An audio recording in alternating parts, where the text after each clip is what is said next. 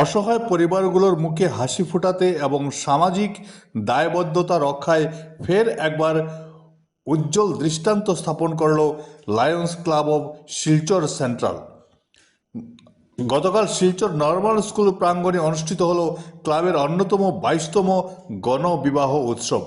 এবার মোট 13 জোড়া দম্পতি ঐতিহাসিক বন্ধনে আবদ্ধ হলেন। Bureau report, Barak vision. তাকে হস্তান্তর করতে ভালো একটা পাত্রের কাছে দিতে, কিন্তু সমর্থ নেই, যাতে উনি সেই অনুভূতিটা না আসে যে আমি কিছু দিতে পারলাম না, আমার কোনো কিছু হলো না। তাই আমরা লায়ন্স ক্লাবের সদস্যরা সমাজের প্রত্যেকের কাছ থেকে সহযোগিতায় এই অনুষ্ঠানটা করে যাচ্ছে দীর্ঘ 22 বছর থেকে। সেটা আমরা একটা সেবামূলক কাজ, আমাদের প্রত্যেক সমাজের আমরা মানুষ, আমাদের একটা দায়বদ্ধতা আছে।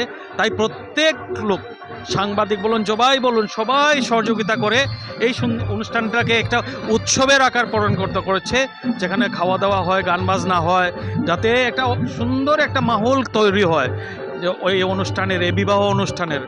এবং এই পিতা যাতে কোনো অবস্থাতেই ভাবতে পারেন না আমি অসহায়, আমি দিতে পারিনি, আমরা ওদের সাথে আছি। এটা একটা সামাজিক কর্মকাণ্ড।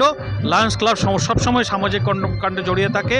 আগামীতে আপনাদের সবার সহযোগিতায়, বরাকবাসীর সহযোগিতায় আরও বৃহৎ আকারে করবে, সেটাই আমি শুভেচ্ছা রাখছি। সবার কাছে আমরা ধন্যবাদ জ্ঞাপন করছি সবাইকে, যারা এই কর্মকাণ্ডে সহযোগিতা করছেন।